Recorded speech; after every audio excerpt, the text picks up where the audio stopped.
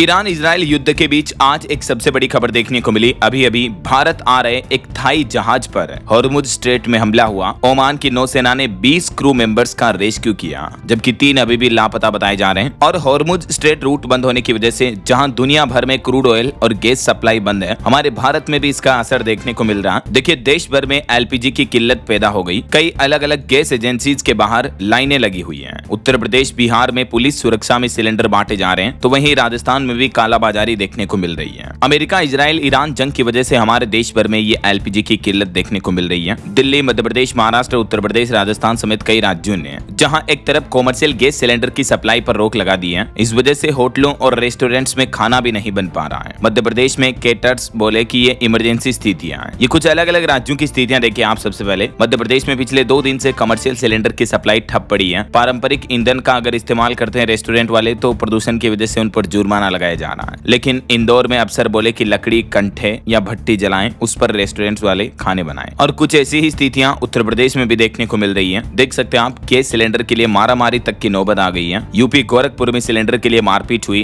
Police के सामने लात घूंसे चले। अयोध्या में राम रसोई भी बंद है, क्योंकि बुकिंग के 4-5 दिन बाद भी लोगों को गैस सिलेंडर नहीं मिल पा रहे हैं। और इसी किल्लत के चलते अयोध्या में राम रसोई को बंद कर दिया गया है। पिछले 8 सालों में ये पहली बार मौका देखने को मिला जब यूपी अयोध्या में राम रसोई बंद हुई है, एलपीजी सिलेंडर गैस की कमी की वजह से। तो वहीं श्रावस्ती में भी गैस एजेंसियों पर भीड़ उमड़ी। धक्का मुक्की, एक महिला को जमीन पर गिराकर मारपीट की गई, बेहोश हो गई, उसके सिर से खून बहने लगा। इतनी गंभीर स्थितियां चल रही, जरा आप अंदाजा लगा सकते हैं। कोंडा में भी एजेंसी के बाहर सुबह से ही लंबी लाइनें लगी हैं। ये कुछ तस्वीरें आप देख सकते हैं। और भी इन हालातों के बीच यूपी सरकार की तरफ से हेल्पलाइन नंबर भी जारी किए हैं। अगर गैस सिलेंडर से जुड़ी कोई भी आपको कंप्लेन करनी, शिकायत करनी है, तो इन नंबरों पर आप कंप्लेन कर सकते हैं। और ये बिहार की तस्वीरें देखिए आप। बिहार में भी सिलेंडर के लिए सुपौल में नेशनल हाईवे पर लोगों ने जाम लगा दिया। लोग बोले कि 7 दिन से चूल्हा नहीं जला है। सिलेंडर बांटने के लिए पुलिस की तैनाती की गई, गोदामों में ताले लटक गए। इतनी गंभीर स्थितियां चल रही ईरान इजराइल युद्ध के असर की वजह से, क्योंकि बिहार में भी पिछले 2 दिन से कॉमर्शियल गैस सिलेंडर की बुकिंग बंद कर दी गई है। ऐसे में इमरजेंसी हालातों में इन संकट की परिस्थितियों से निपटने के लिए केंद्र सरकार ने 5 जरूरी कदम उठाए हैं। पहला, हाई लेवल कमेटी बनाई गई। पेट्रोलियम मंत्रालय ने सभी 3 तेल कंपनियों के कार्यकारी निदेशकों की एक हाई लेवल कमेटी बनाई, जो सप्लाई की समीक्षा करेगी।